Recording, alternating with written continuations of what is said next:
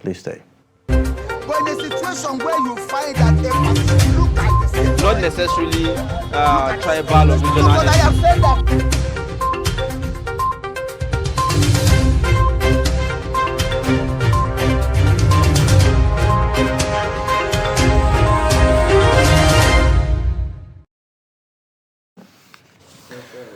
All right.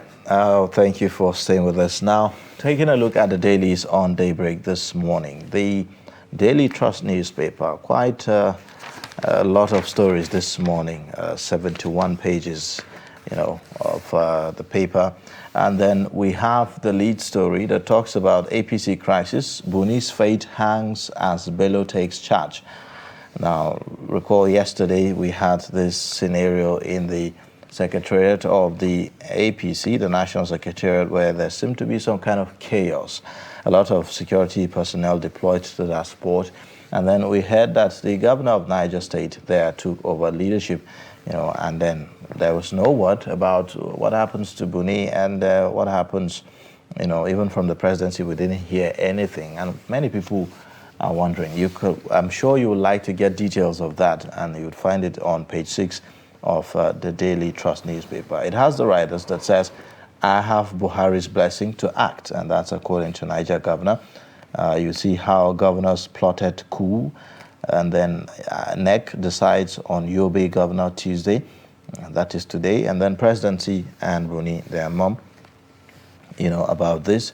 Very contradictory. The secretary of the APC committee was also, debunking that statement as not correct. But again, during the inauguration of the state chairman, we saw the secretary of the party at that venue. So it was quite confusing, really, yesterday. Now, you have also other stories there. Sunday Igboho freed, barred from leaving Benin Republic. You'd find that on page 4.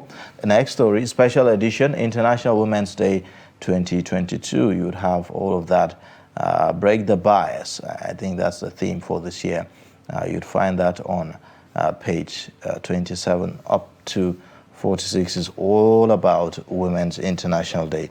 The pictorial shows you the suspended DCP Abba Kyari alongside ACP Sunday J. Ubia, ASP James Bauer, and other suspects arraigned on drugs charges at the Federal High Court in Abuja yesterday.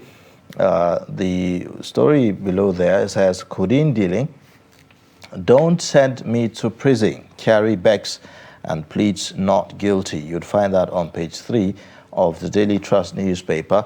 Below that, at the very bottom, you'd find the story that says, court stops Buhari, others from tampering with new electoral act. 5 die while digging sand to build groom's house. And then the last story there, oil firms owe Federation 1.3 trillion naira 2020 revenue. That's that for Daily Trust this morning. Let's take a look at some more stories on The Punch this morning.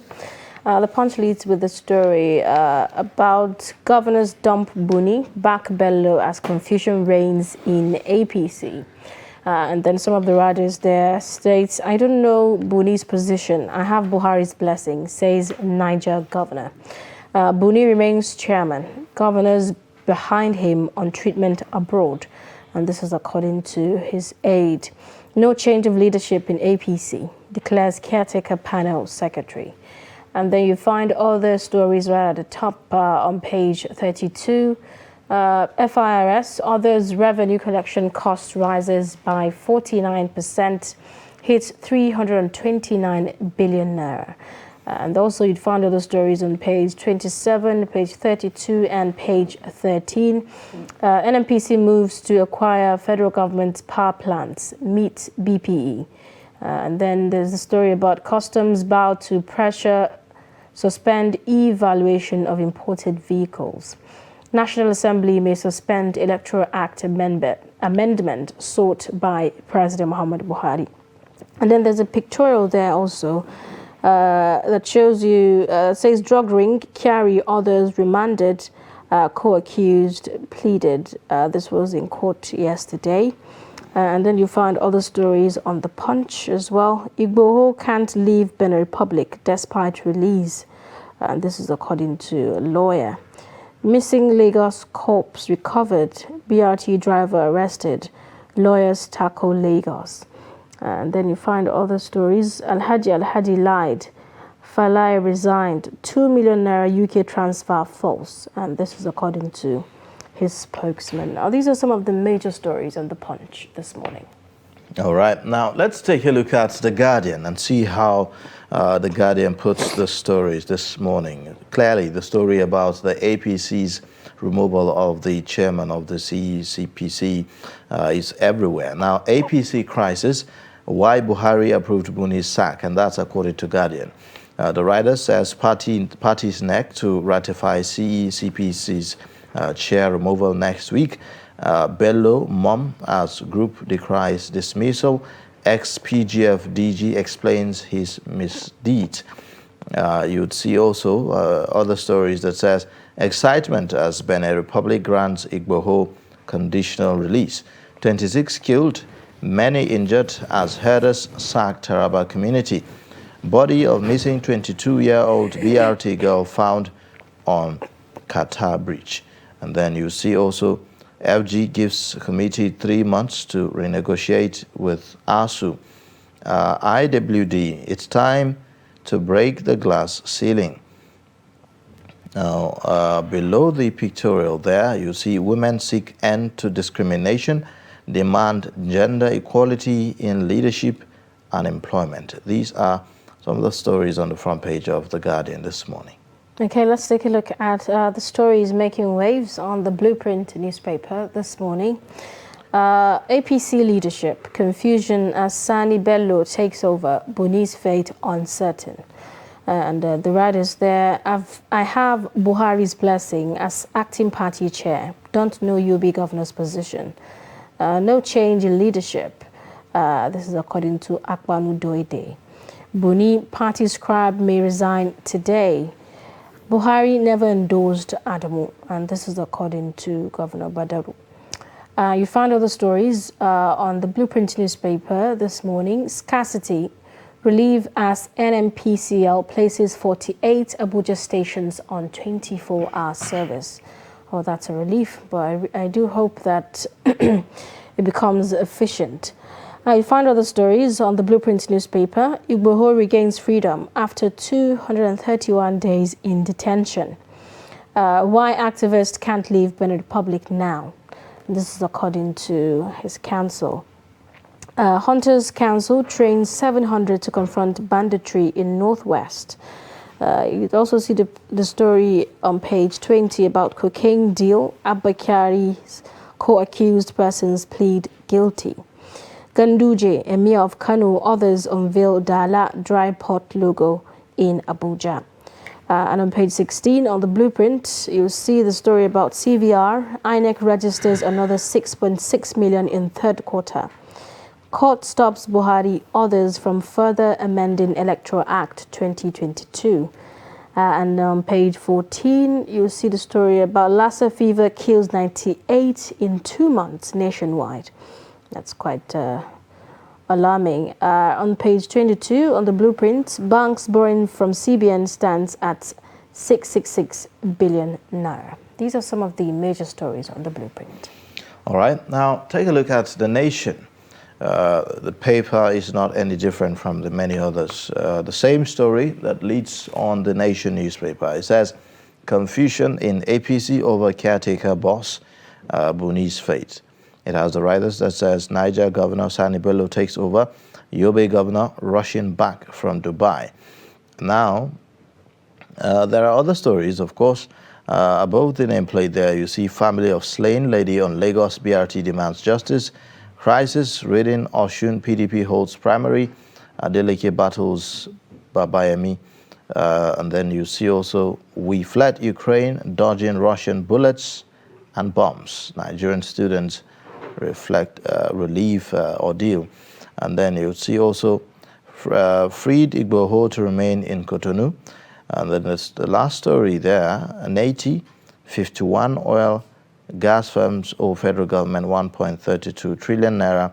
ICPC, EFCC, NFIU go after defaulters. Agency seeks details of subsidy beneficiaries. These are some of the stories on the dailies this morning. Now let's get perspectives on some of these stories. We have in the studio Sunday Michael, the deputy business editor, Daily Trust newspaper, to give us perspectives on this. Thank you for joining us on Daybreak this morning. Thank you. Good morning. Zainab, I hope I have a pink on my shirt. Solidarity.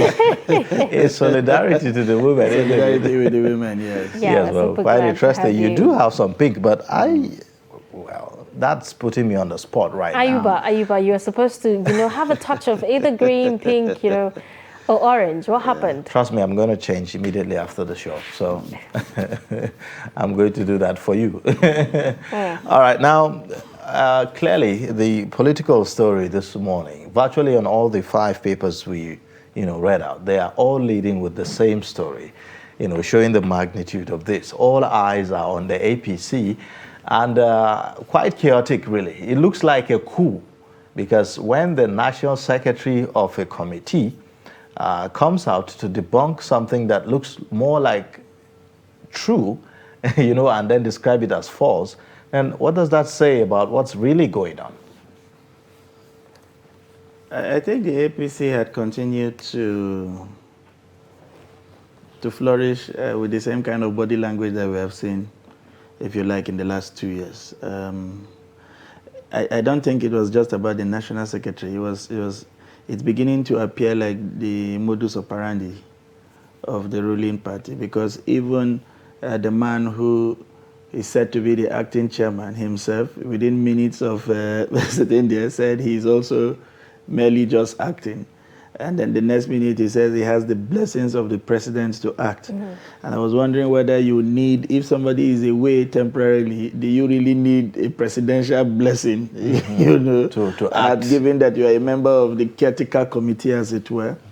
And everything we saw yesterday was breaking with their tradition of passing the baton to the secretary once the chairman is away, temporarily, as the case may be. So there are conflicting signals coming from that place, and background information, as reported by the paper, suggested that some governors canvassed for his removal, and that the national secretary, left the country abruptly. However, now we are told he left for medical reasons, and preparation for the 26th of March convention has to be in top gear, so somehow it has to move on. Makes some sense on the one hand, but why this is a very big confusion is Buni has always operated with the blessings of some governors. So basically what this is telling us is a massive crack, within the ranks of the governor, largely owing to the various interests that are playing up ahead of the March 26th primary. I mean, how dicey is it, as a matter of fact, when you look at the 26th of March is just, barely 3 weeks from now, and we're having this kind of, things happening.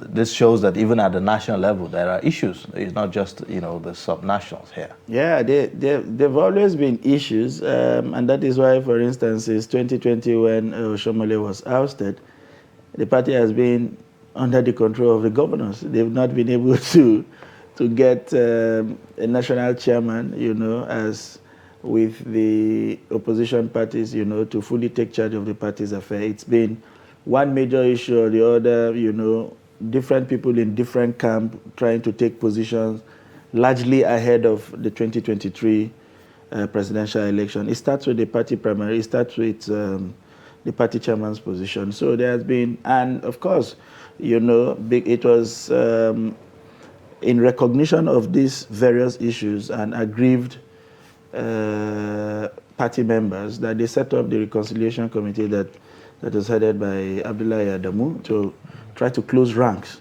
ahead of the convention. So we are going to see more of this rancor, if you like, or this drama, largely because, again, the governors who are pushing for his sack we want to do that using the instrumentality of the party. And so I think they are thinking of a neck today, tomorrow, you know, to properly rectify that action and maybe confirm whoever is acting. The people on the other side are also pushing. And this whole thing was largely because they said they cited the court papers that seem to have procured a court judgment, you know, preventing them from holding the March 26 convention. And by the way, remember the convention has been shifted 3 times already. And so everybody is becoming agitated. The longer it is taking, you know, the more difficult it is making it for people to actually conclude on their plans and concretize on what they want to do.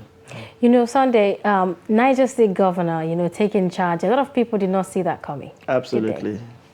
Absolutely. Yeah, I mean, it took everyone by surprise. He showed up at the party secretariat, parked where the chairman was supposed to park, and then had people already hailing and calling him chairman. And then he proceeded to sit on the seat of the chairman. And the usual practice, whenever anybody was acting, was to reserve the seat of the chairman, even though you are acting, but to take a different seat. His body language suggests that he coverts. I mean, it's something he looks forward to doing and enjoys it. You know, the way he spoke glamorously about that position. But his speeches at difference with what is being said. And we understand also that he went on to hold crucial meeting with State Party Chairman last night, you know, after all the charade, all the drama we saw at the Secretariat. So I think, like I rightly mentioned, that we are in for more drama. And that is not to cast aspersion on the person of Bello, but I am wondering, for a state where over 30 or 40% of his space has been taken over by bandits, you would think that you would rather have a governor who will be on the ground trying to control things rather than combine running the APC as a party, in addition to his state that is at a critical point, you know. Now, do you think that this probably have some kind of connection with the National Convention as to the preparation and the previous postponements that we've seen? Now, this looks also like there's some kind of delay or some kind of dragging of foot, you know, by the Buni-led, you know, committee. And so maybe there are some others who are saying, look, let's just have this convention and get it done with. So maybe Buni is being is being the one dragging the whole thing. You know, it's easy to simply because Buni is the head to just conclude that what is happening is merely about Buni. Political calculations suggest that Buni has been doing the bidding of some people all along, right? Some governors have been behind him. Even some presidential sources seem to also be behind Buni. So I think it is outrightly wrong to assume that Buni has some cards off his sleeves and it is basically just about Buni. It's about a number of party interests. Even the people fighting him are doing so because they have a different interest from what he has. At any rate, even if Buni canvasses for a postponement now, INEC has a calendar that suggests that by June, all of these processes should have taken place. So at any rate, even if you are deferring from March, you have probably just April and May. And I think the political calculations largely is that the closer it gets to the convention, maybe the easier it will be for them, largely because people that will lose out of a convention, has always been the case, will usually be thinking of how to jump into an alternative boat. And because they have an alternative boat ready to sail, they don't care most times. They just want to rock the current boat. If it will not favor me, let's just rock it, because they think they have something on the, waiting on the pipeline. So the thinking largely is, if we keep this close to the INEC date, it then means once we go through this process and winners and losers emerge, they will be forced to remain and work for the success of those ones who emerge rather than move into an alternative arrangement or jump ship, as the case may be, and sail to their own El Dorado. So that is the political calculation on the one side, which is not exactly wrong, but people who think the machination currently doesn't favor them want this resolved as early as possible so that their political aspiration, is not brought to a halt, is not brought, does not attain a ceiling simply because they lose out of this political calculation. So basically what we are seeing is different kind of forces, trying to take hold of the party instrumentalities and direct it in a manner that will favor their own political calculation. And there are quite a number of them. Even the issue of the national chairman has not been fully, the endorsement has not been fully ratified. It appears the president has given his blessing to one person, but the other parties are still seriously pushing to see if the president can reconsider his position. So there are quite a number of calculations going on. Okay. Now let's take a look at some more stories still on the Daily Trust newspaper this morning. We're seeing that the court, has stopped President Muhammadu Buhari and others clamoring for the amendments to the new Electoral Act. And also the National Assembly may also halt, amendments to that. Could you comment on that? That was a very interesting piece of information that came in from yesterday. Because if you recall, the president signed the amended copy, if you like. Double amendment. Yes, largely on the premise that the National Assembly will return and amend a provision, that said those serving political appointees will have to vacate office at least 6 months before an election, which is something they don't really like. They feel 6 months is rather too early. They wanted an amendment to it, or even they wanted it expunged, actually.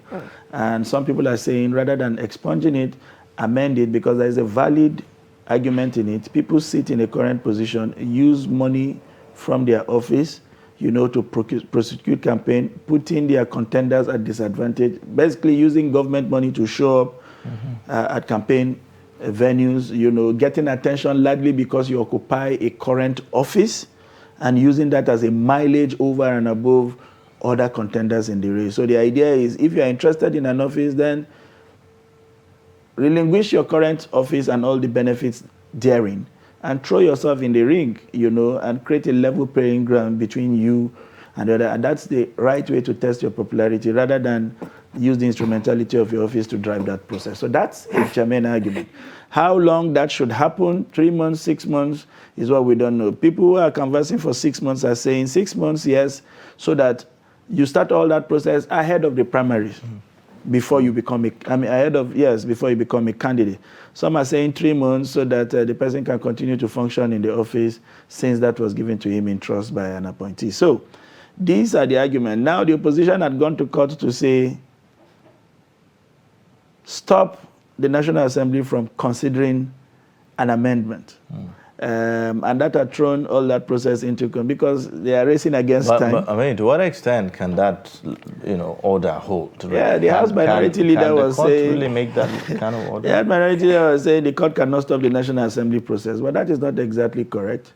Just as the National Assembly also tried to stop certain executive actions. That is why we have checks and balances. But if they are acting within the purview of their parliamentary responsibility, yes, a court order cannot necessarily stop them, except if what they are doing impinges, on the provisions of the Constitution. I think that is where the courts come in to say you have overstepped, basically, your ban. It will be interesting how this whole scenarios unfold, because even if a law is made, as we have seen in the past today, and there is the need to make amendment tomorrow, I think they can always find ways to do that. That is why they are there as National Assembly, to listen to each other, because if they fail to do this, tomorrow it will be difficult to convince the president to act in a particular way in expectation that they will reciprocate. So it's the argument is still unfolding. Let us see how they are going to resolve this.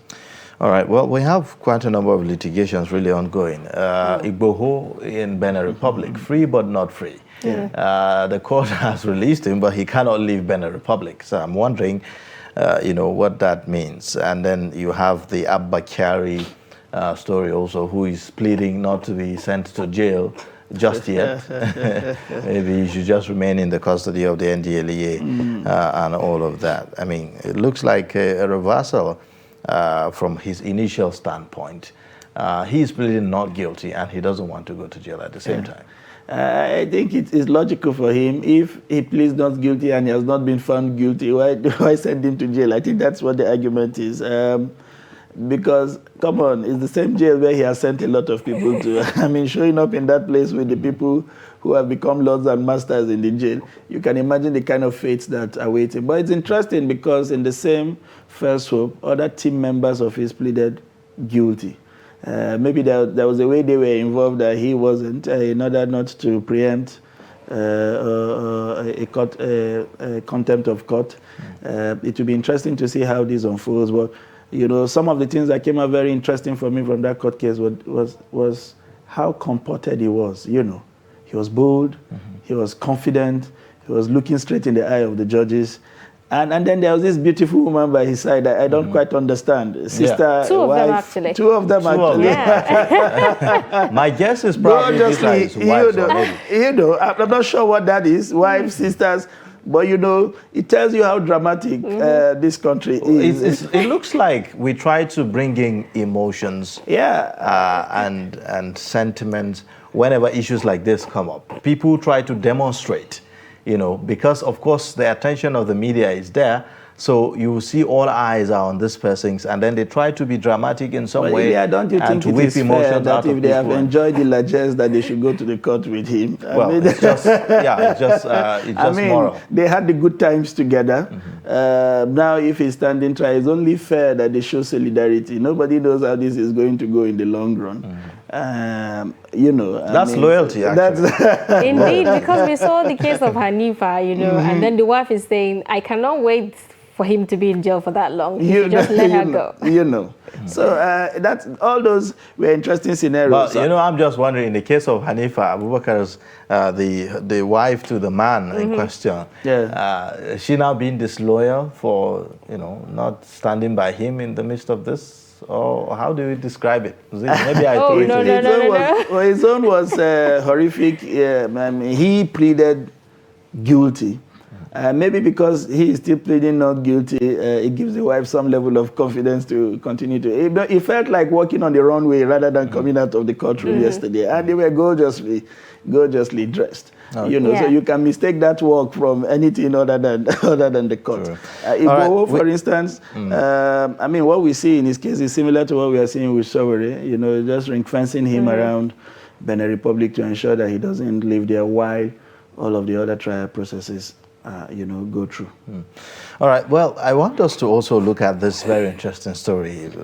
Interesting and sad at the same time. The story about the slain lady on the Lagos BRT yesterday. Quite sad story. I saw how, you know, her parents, her mom in particular, you know, was in that mourning mode yesterday. And it's quite sad, you know, when you see some of those things. Now, the revelations that are coming out from there, the BRT driver in question says that he do not know the people in that BRT bus, you know, that forced the lady out of the vehicle and killed her. But again, there was some communication between the lady and a friend of hers while she was on that bus, calling for help and asking that she should pray for her. It's like she suspected something was going on because the moment she was picked from where she was picked from, the bus was said to have not, it was reported that he didn't pick anyone else, you know, from that point on and until they continued to move. And when she was beginning to sense that there's danger, she decided she wanted to, you know, drop, you know, from the vehicle as advised by her friend whom she was in communication with. So, and now, when you hear the drivers, you know, trying to say, well, he was afraid, which is why he ran away when she was pulled out of the vehicle by, you know, the should I call them kidnappers now or what? I don't know. You know, so it's really quite sad, the accounts that we're hearing, isn't it? It is. what resonates with me when I went through that story was basically the one chance experience here in the city of Abuja or other places as we have come to know. But the one chance experience are usually successful because it's a smaller vehicle of just one or two persons, you know, where you walk into and then you are wheeled. To think that a bus with a capacity of over 50 passengers can be used to coordinate this premeditated murder in a city like Lagos, where per second on the bus corridor you are driving through thousands of people, and at every bus stop you have agents of these buses who are supposed to process passengers into the buses as it continues to the next destination. Watch a bus move all that distance empty with a few persons without stopping it to add more people, or watch some persons disembark, you know, until this whole thing was executed, you know, sends chilling fevers into me, because it then begins to appear that this was a well-orchestrated, well-organized crime. The driver cannot feign ignorance, because I am sure for a company like that, if you sense danger, but supposing they were not for the lady, supposing they had come for his life, was there no way he could call attention? An alarm. Supposing he drove into a mob, as we saw during the NSAS period when they drove into a waiting mob that destroyed one or two, was there nothing he would have done? After he jumped out of the vehicle, was there nothing he possibly could have done to draw public attention? You know, so let us concede to him that he was afraid. But even in his actions and reaction, without prejudice to his being tried, appears like an involuntary cooperation. You know, on the one hand, you are afraid, but your action has then contributed to somebody losing his life because you have failed to act responsibly or even draw some kind of public attention to what has happened. This issue needs to be thoroughly investigated. The accounts that are coming out are illogical. They don't appeal to reason. They do not explain why that kind of crime should happen in a city center bustling with human beings as much as Lagos. And it was quite surprising, you know, to really get to know that the BRT, as it is, uses, you know, a third party to hire drivers, you know, for the BRT, you know, operations, really. So it's not like Lagos State government is doing the hiring directly by itself. It uses, you know, a certain company to do the hiring. So now that brings to question, you know, how the process, you know, of recruiting these drivers. How does it if the Lagos State government has deferred to a third party, they may have done so professionally, especially if the third party has expertise in providing drivers. There are so many outsourcing companies in Lagos, some, you know, providing all kinds of services. And so if something is not within your ranks and you are not trying to bring them into the civil service with a civil service salary structure and all of that, you can as well outsource it to a firm that has some kind of arrangement that removes all of that headache, you know, from you. The banks do it.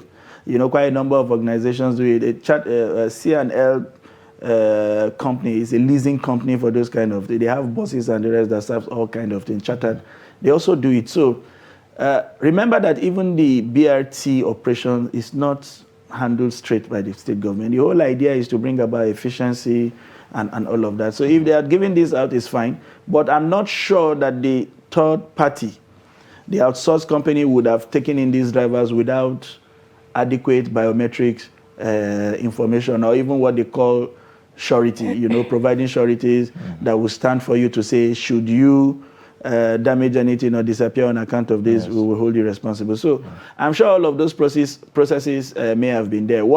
But no matter how tight these processes are, you know, it's not very easy to preclude, for those systems to still capture people who are criminal minded, one or two.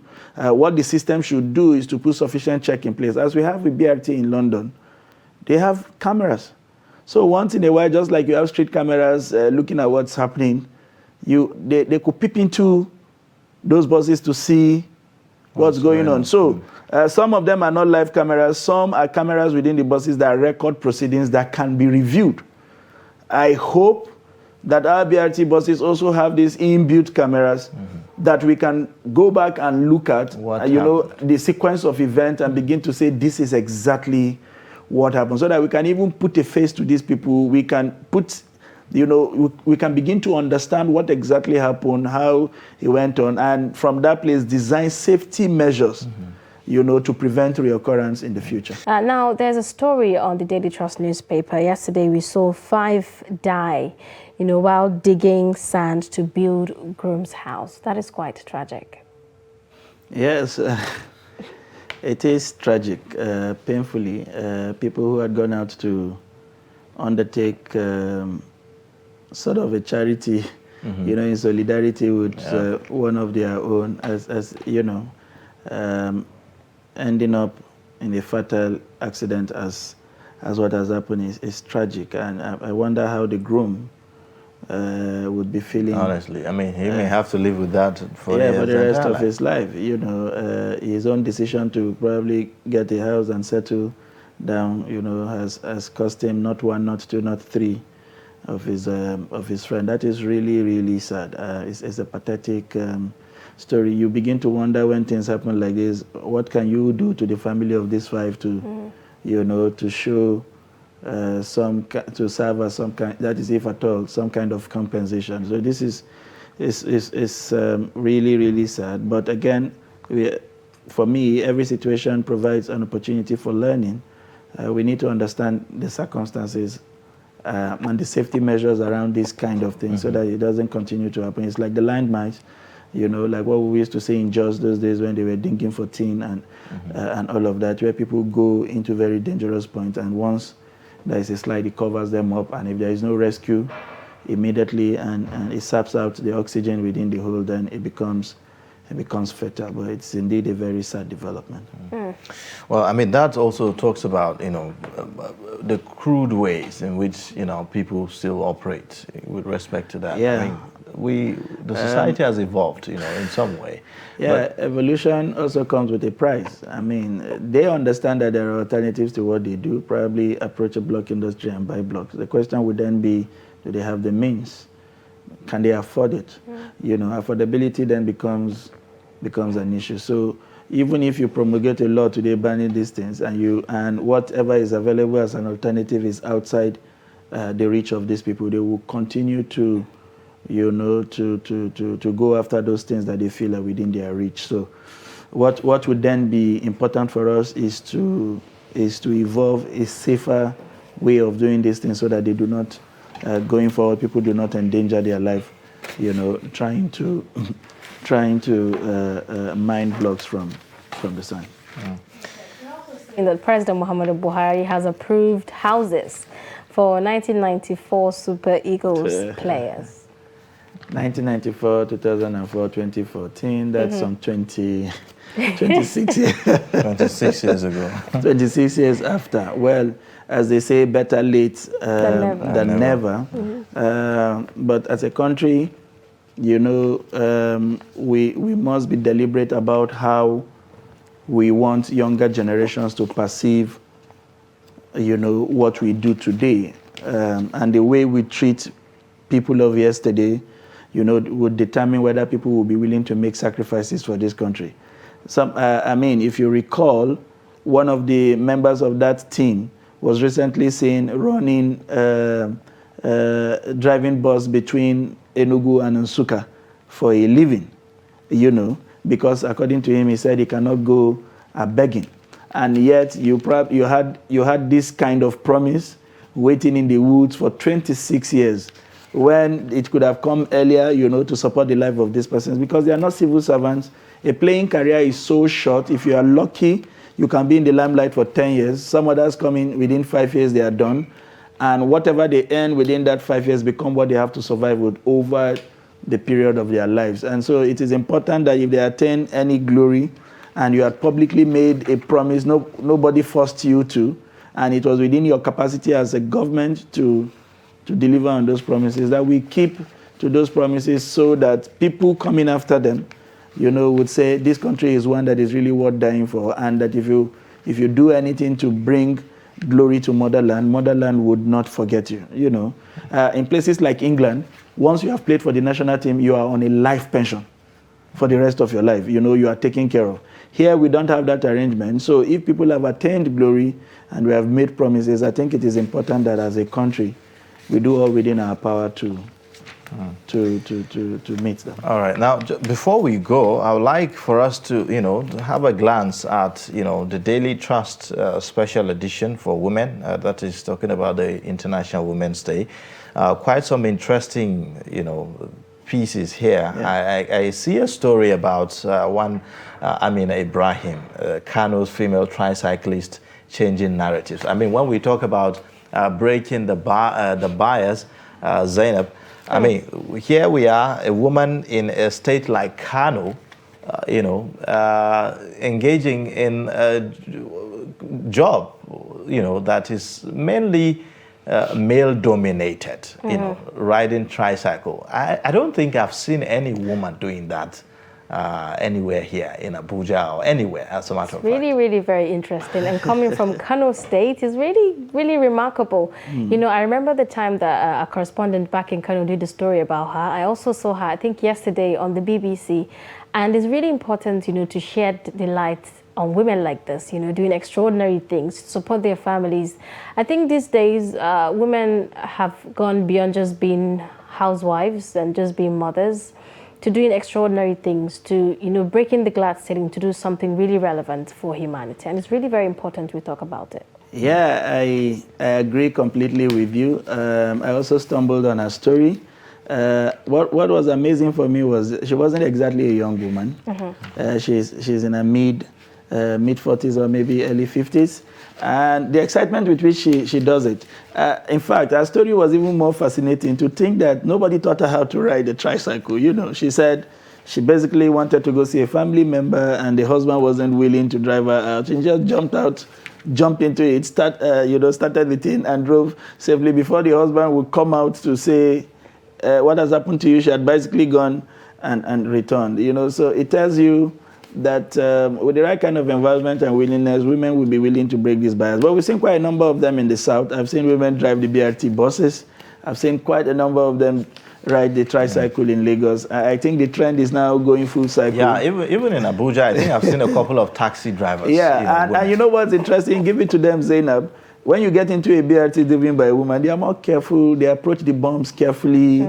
They take into account that there could be pregnant women in the buses. Right. But when you get these guys driving it feels like a bus is on the tarmac waiting to take off like the planes, They see a bump within 100 meters. Their leg is still on the throttle until they get within yards of the bumps before they start applying brakes. So everybody swings in the bus upward and then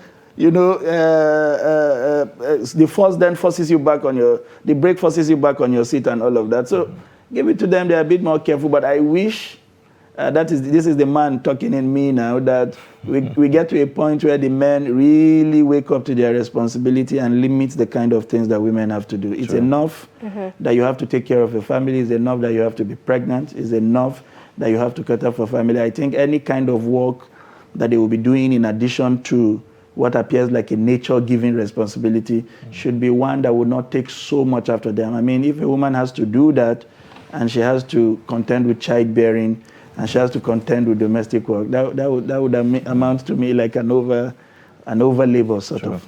Now, really nice getting to hear that from you someday, coming from a man.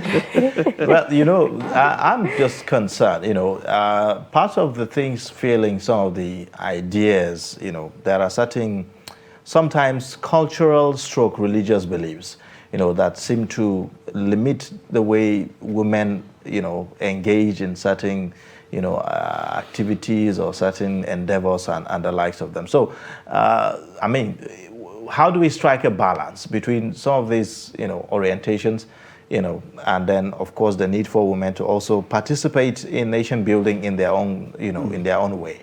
There's absolutely the need for women to participate in nation building. They bring a different kind of skills that even if we try, for the remaining part of this world, we may not be able to augment.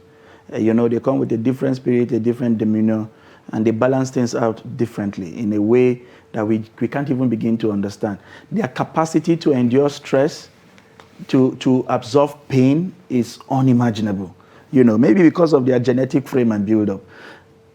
What we need to do as a society is to begin to decriminalize the way we treat women. I mean, we hear of the Nigerian police force where a woman cannot get pregnant. You go to corporate organization and they say for the first 3 years of your getting married or something, you cannot take in. We cannot criminalize childbearing. If not, we will be preventing the procreation of future labor force. If they don't give birth today, how do you raise the first class students of tomorrow who would then continue to serve in those companies to perpetuate them and create the jobs that you need? So we can't criminalize it. What we can do is to evolve our system such that it provides for what they are supposed to do, because they provide a very fantastic, how do I call it? They function in a way that sort of keeps society going. You know how you feel when you come back from a day walk, all tired, all exhausted. The only thing you want when you get back home is probably a good meal, some good warm water to bathe, and a well-made bed, and you are off. You don't even care whether the house was probably kept. You don't care what the kids are saying. You are not looking at any homework books and all of that. This woman goes to the same work as you, and while at work, she's mindful of the assignments that needs to be cross-checked. She's mindful of the kind of food you are supposed to take. She's mindful of how the home will be kept. And so she rushes in, rather than get a rest like you and go to bed. She's trying to fix those. And so if you get an 8-hour sleep, she probably gets 5 and wakes up early to make sure that you get something before you leave the house early. And she also has to be at an office at a given time. So, let me, I want Zainab to respond to this, really. This story about this, Amina Ibrahim, I'm just imagining what she must have gone through in a place like Kano, where you have a lot of men dominating what she does. The kind of things that they may have said to her, being a woman, the perception that they are going to be having about her, maybe looking at her as this deviant woman, or maybe someone who is insubordinate or disrespectful and the likes. I'm just imagining the kind of perception, that she is going to be confronted with. It's really tragic that, particularly from the north, you get to see that a lot coming from the north. When a woman has dreams, when she wants to do something, they tell you, no, you're not supposed to do this, you're not supposed to do that. But we have the capacity to actually do that. We have multitasking skills to actually even do more. I think what women need is supportive husbands who could actually be there for their wives, to soar, to fly higher and do great things in the world. And I think recently that has begun to change in the north, particularly in Kano and other neighboring states. Women are beginning to stand up. Women are beginning to do bigger things. I've seen women in tech come up from states like that. I've seen women, doing extraordinary things all over the world. And it's really important we talk about this and support them in achieving their dreams. And talking about husbands, I'm sure I'm sure the role of husbands and men generally is very critical in changing some of this narrative. Very important. How do we even get men to begin to think and understand that, look, the role of a woman is just beyond the other room, like we heard even our leader one time. It's important that as a society we even allow women elevate their play. That way the men who work in those places with those women will see that it is possible beyond just being at home. I will give you an instance. I covered banking for a long time. One of the banks that is headed by a woman came up with the idea of designing crèches paid for. The crèche workers are bank staffs, nurses, and midwives. And they created a whole floor with all kinds of toys for children 6 months and 4 or 5, thereabout.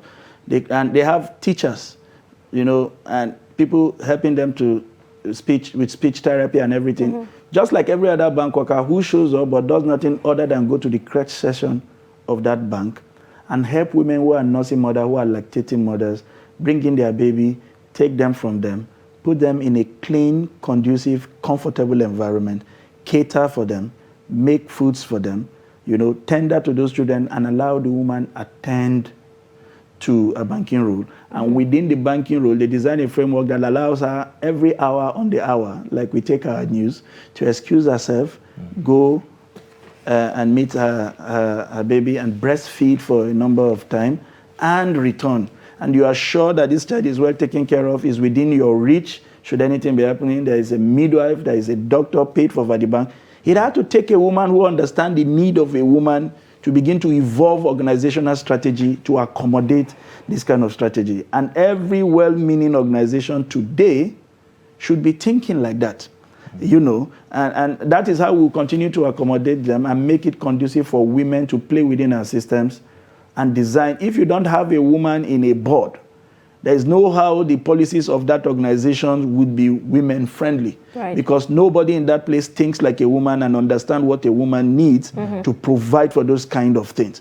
It was women in the board that started compelling HMOs to include certain vital operations as part of HMO offerings because they cater to the need of a woman.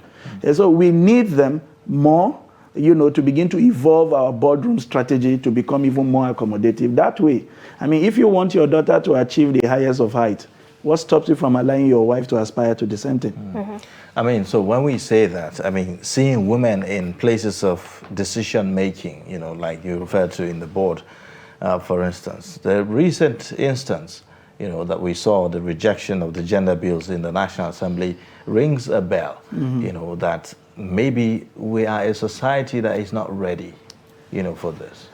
Maybe at the National Assembly level, but I think rather than allow that deter us, we can begin to evolve this process gradually. I don't think, in my own person, I think these things can evolve even without a law, because even if you make these things laws and people are not disposed to implementing them, they just remain in the books, But as a culture, we can begin to make deliberate efforts to evolve, to consciously move towards these things and allow for a sizable proportion of what we do, whether as appointive position or as elective position, to have these women come in and bring their own divergent perspective. You know how sometimes as a man you think you have given it the best thought, that you have all angles covered, and then you open your idea to your wife and she goes to one corner and brings out something that you had never given the slightest thought and begin to show you how that new perspective or dimension can alter everything that you have spent days, months thinking about. That's what they bring, and until we understand these things, it will be difficult for us to then make allowances for them. We have to move fast. See other nations where women have elevated responsibility. Today, nobody guarantees that as a man or as a head of the family, you are always going to have the opportunity to provide for the family. So what's wrong if the woman is empowered to a level where, should things go bad for you, she can be there to support, and provide some kind of cushioning for the periods when things go bad. What about in the case of when the ultimate happens, when you pass on? Imagine passing on and leaving a wife with 3 or 4 children who is not empowered, who is not skilled, who has no capacity to do anything, and you have family members who are already tiring from their own family responsibility. What becomes the future of your children? If your wife is not in the position to make some of those critical decisions that are important for your family, your children to continue, schooling and attain some of the laudable dreams you had whilst you were alive. So these are the things you think about. Your wife is not somebody for the other room. She is an alternative driver. It's important you understand that, and that sometimes you would not always have the strength to drive the car. It's important there is another person who can help you move from point A to B. At the end of the day, what is important is the family objective is met with support from every member of the family. Well, really interesting. Quite interesting, really. I think that every woman of influence should pick a copy of the Daily Trust newspaper, because quite a lot of deliberate efforts here to spotlight certain women, from pages 27 all the way to page 46 is all about women. And if you take, a look at page 35, for instance, pick someone like the Director General of the National Pension Commission, Aisha Dahir Umar, doing a spotlight on her and some of the achievements under her watch in the National Pension Commission is something very interesting. Stories like how women can combine career and marriage, special features there. I think you want to pick a copy of the Daily Trust Even for a newspaper. man, it's a delight. I mean, I think men need to see that. Men need to read that as well. All right. Well, with that, I think we've come to the end of the dailies on Daybreak today. We'll be taking a short break. Thank you so much, Sunday Michael, for joining us on this session. It's my pleasure. And again. having perspectives on the stories. Thank you. All right. Please stay. But in a situation where you find that a person look at the same Not necessarily tribal or regional. because I have said that